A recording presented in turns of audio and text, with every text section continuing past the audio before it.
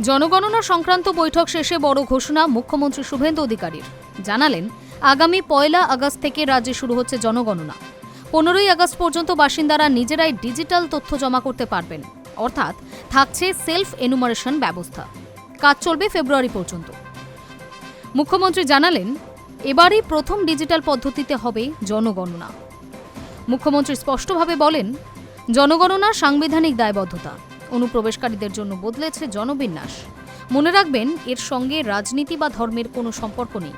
পাশাপাশি পূর্বতন সরকারকে নিশানা করে বলেন, আগের সরকারের গোয়ার্তুমের জন্য আমরা পিছিয়ে পড়েছি।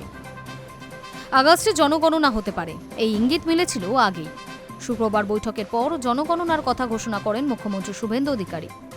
প্রক্রিয়া ঘোষণার পর মুখ্যমন্ত্রী জানান, আগামী 1 আগস্ট থেকে রাজ্যে শুরু হচ্ছে জনগণনা। 15 আগস্ট পর্যন্ত বাসিন্দাদের সেলফ এনুমারেশন।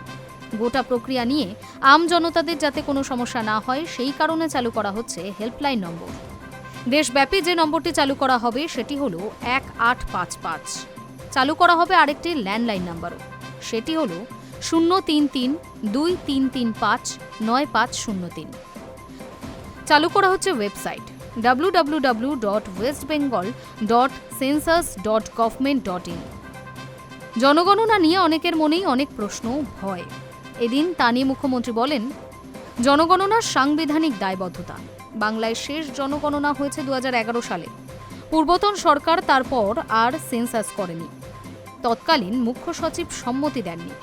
তবে এখন বাংলার যা পরিস্থিতি, অনুপ্রবেশকারীদের কারণে যেভাবে জনবিন্যাস বদলে গিয়েছে, তাই জনগণনা জরুরি। এদিন অনুপ্রবেশকারী প্রসঙ্গ উল্লেখ করে শুভেন্দু অধিকারী বলেন, প্রচুর বাংলাদেশিরা জনগণনার ভয়ে পালাচ্ছে, আপনারা দেখতেই পাচ্ছেন। এই মুহূর্তে যারা হোল্ডিং সেন্টারে রয়েছেন তাদের কেউ প্রয়োজনীয় নথি দেখাতে পারবে না। তবে জনগণনায় এদেশের বাংলার নাগরিকদের যে কোনো উদ্বেগের কারণ নেই তা বুঝিয়েছেন শুভেন্দু। তিনি বলেন, জনগণনার সঙ্গে রাজনীতি, জাতপাতের কোনো সম্পর্ক নেই, এটা আমাদের দায়বদ্ধতা। Hi news network.